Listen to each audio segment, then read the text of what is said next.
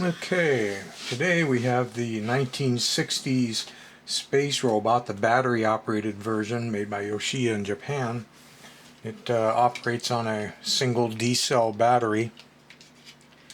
You have a forward and reverse, a light in the head. Movement is by concentric wheels on the bottom. See if we can get the lighting right so you can see that. And of course the light in the head. The 2-button remote. And on the inside, let's flip around here for the little slideshow. There we go. So here's with the front cover off. You can see where the motor drive is down here. It's actually kind of wonky the way they made some of these parts. It's almost like they just kind of bent the metal around to fit the motor. They had it in hand. I don't know. Not the cleanest design. Let's go back one picture. Here was the main problem with the toy. As you can see, the wire. These are the green wires coming from the remote battery box. This white wire and this wire go up to the light in the dome. And they're joined together, so if you push the button, the light would come on, but the motor wasn't running. That was because there was a cold solder connection right here on this motor.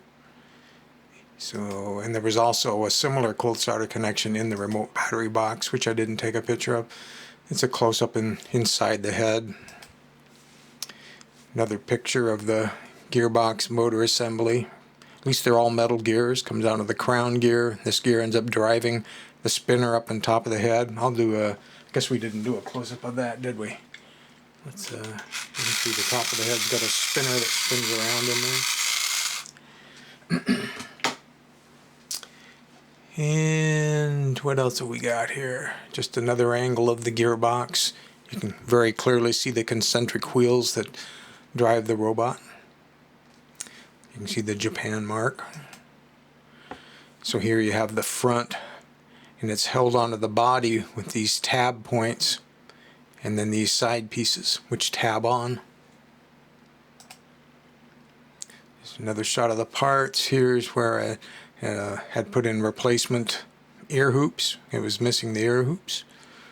Getting ready to reassemble. There's one bottom plate piece that fits on. A couple final shots of this. This is still the original wire, so it's very stiff.